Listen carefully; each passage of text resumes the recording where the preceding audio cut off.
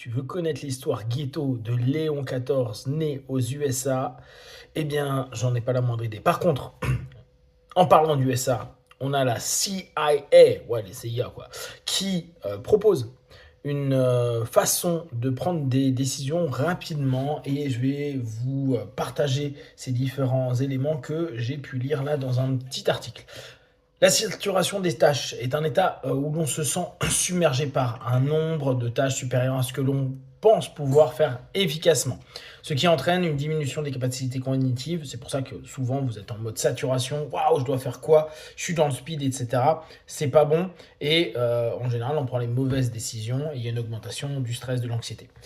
La règle qu'eux ils proposent et qui est derrière, c'est déjà soustraire par deux au nombre de tâches que vous pensez pouvoir accomplir simultanément. Comme ça, au moins, vous êtes sur quelque chose qui est beaucoup plus cadré, beaucoup plus possible, réaliste. Cela donc permet d'augmenter les ressources par tâche, d'accroître la productivité et gagner de l'élan pour maintenir un état d'esprit positif. Parce que quand il y a de l'anxiété, l'état d'esprit, il se pourrit un peu.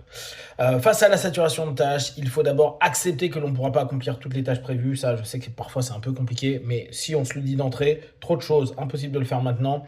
J'accepte que je ne peux pas tout faire, je sélectionne. Du coup, tu priorises en utilisant le temps comme atout le plus précieux. Dans l'article, il t'explique que le temps, c'est vraiment ce qui est le plus important. La question clé à se poser, et ça, vous le gardez en tête, c'est quelle est la prochaine tâche que je peux accomplir dans le plus court laps de temps. Je répète, quelle est la prochaine tâche que je peux accomplir dans le plus court laps de temps? Stratégie centrale, c'est de faire la chose la plus rapide suivante ou la chose la plus simple. Comme ça vous permet de continuer à rester fiable et gagner de l'élan et continuer et augmenter le nombre total de tâches que vous avez à faire. Et pour finir, ce qu'ils appellent le head trash, c'est un état de pensée négatif et autocritique lorsque la pensée rationnelle est abandonnée au profit de l'émotion et que ça vous pousse à abandonner. En gros, c'est quand vous êtes saturé par les tâches, que vous priorisez plus rien et que vous vous sentez pas bien. Prenez soin de vous. Be one.